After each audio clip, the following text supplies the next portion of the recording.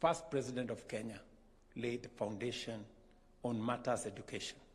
The second president expanded education, created more institutions, additional universities. President Mwai Kibaki came with universal primary education. President Kenyatta told us effectively that we must have 100% transition. And it has been my responsibility to make sure that when we have 100% transition, we have the classrooms. That's why we built 23,000 classrooms to eliminate the gaps that were there. We must have enough teachers. That's why we've hired 100,000 teachers. And I want to say we have worked on the university funding model now, or higher education funding model for that matter. And because we have members of parliament here, including the chair of education, Mr. Meli here, that now we have in parliament the final version of how we are going to make higher education universal. Finally, it will not matter the background of any child in Kenya. It will matter how good they are only.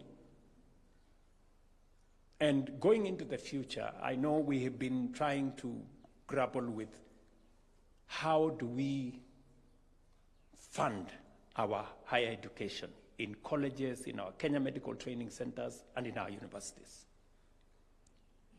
We tried the differentiated model. I think the vice chancellors here know it didn't work because it made most of our universities almost close down. Because while we promised 80% funding, we went down to 40%, and most universities suffered.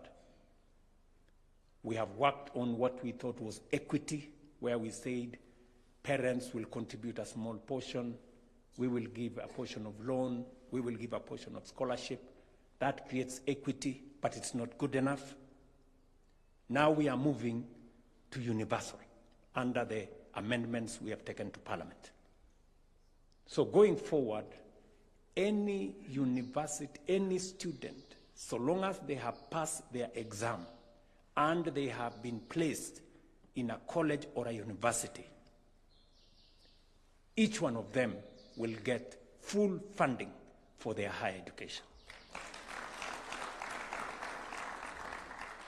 It will be the choice of parents if they want to pay. But if parents don't want to pay, we now have a model that will pay for every child. And we are doing it because we want to be deliberate. Countries that are ahead of us, that we were together, had high quality education. Education was a central pillar.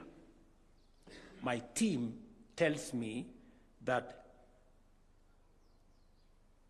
education makes us equal and has no equal.